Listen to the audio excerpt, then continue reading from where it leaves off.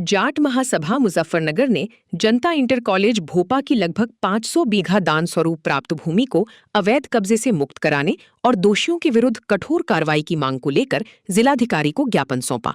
महासभा ने इस मामले में उच्च स्तरीय जांच कराने और संबंधित अधिकारियों को आवश्यक निर्देश देने की मांग की है।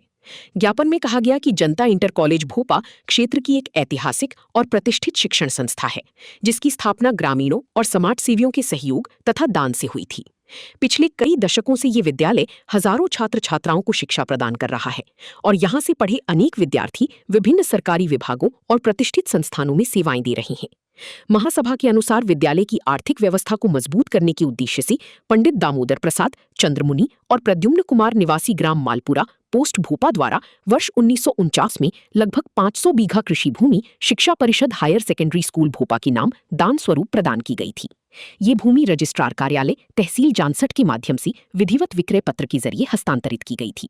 संगठन ने दावा किया कि इस दान से संबंधित मूल अभिलेख आज भी केंद्रीय अभिलेखागार और निबंधन कार्यालय में सुरक्षित उपलब्ध हैं।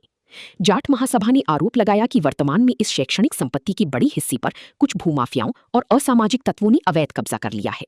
संगठन का कहना है कि ये केवल भूमि पर अतिक्रमण का मामला नहीं, बल्कि शिक्षा और भविष्य की पीढ़ियों के अधिकारों से जुड़ा गंभीर विषय है।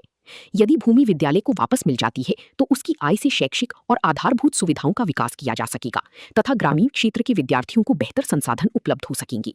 महासभा ने जिलाधिकारी से मांग की कि मामले की निष्पक्ष और उच्च स्तरीय जांच कराई जाए, भूमि को तत्काल कब्जा मुक्त कराया जाए और अवैध कब्जाधारियों के विरुद्ध विधि सम्मत कठोर कार्रवाई की जाए।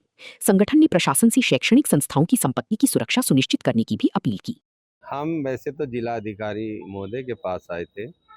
मसला है, जनता इंटर कॉलेज एक संस्था है भोपे में, जो स्वामी कल्याण देव जी द्वारा खुलवाई गई थी। उस संस्था को 1949 में 500 बीघे जमीन दान दी गई थी, जिसका बहनावा है। उसमें क्या हुआ, कुछ समय से भूमाफियाओं ने उस भूमि पर कब्जा कर लिया और पटवारी से मिलकर उसे 184 खसरा नंबर है 10 भागों में बांट के कुछ लोगों द्वारा कब्जा कर रखा है। उसी में हमने एक ज्ञापन दिया माननीय जिलाधिकारी को और ये निवेदन किया कि इससे लाखों बच्चों ने शिक्षा ग्रहण करी, आगे भी हजारों बच्चे शिक्षा ग्रहण कर रहे।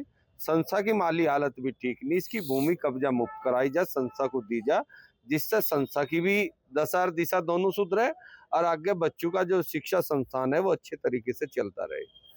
दूसरा मसला, हमने एक यहाँ का भी चर्चा किया, छोटू राम इंटर कॉलेज की भी बहुत सारी संपत्ति है, कुछ लोग उस पर कब्जा करो बैठे।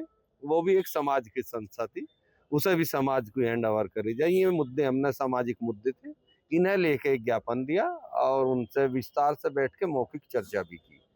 उनके द्वारा भी हमें आश्वासन दिया गया इसकी जांच कराकर जो भी दोषी है उन पर कार्रवाई करी जाएगी। आगे का स्टेप क्या है? आगे का ये है जी, अब तो डीएम साहब के पाले में गेंद है, में जांच कराओगे, अगर कहीं फिर इसमें बस लेट हो मामला, फिर हमारा तो यही काम है, फिर मिलेंगे। बस से ज्यादा तो हमारे हाथ में प्रशासक हम नहीं है। यहाँ जो भी फैसला जिलाधिकारी लेंगे वे एक अच्छे जिलाधिकारी है और इन चीजों को बड़ी गंभीरता से लेते हैं, इसमें कोई दो राय नहीं। मुझे उम्मीद ही नहीं, पूरी आशा है वे इसे गंभीरता से लेकर समस्या को हल करेंगे। कब्जा किन लोगों ने किया हुआ है? भाई कब्जा तो मैं भी यही हूँ और तुम भी यही हो, नाम तो जांच के बाद ही पता चलेगा। उस दिन पता चलेगा, मैं बेफिक्र होकर नाम भी बताऊंगा, ये नाम आए जांच में। अभी तो फिलहाल नहीं, यही नहीं रह पा रहा। वो जमीन गई कहाँ? पटवारी साहब वो दे दिया, यहाँ तो मिल नहीं रही जमीन।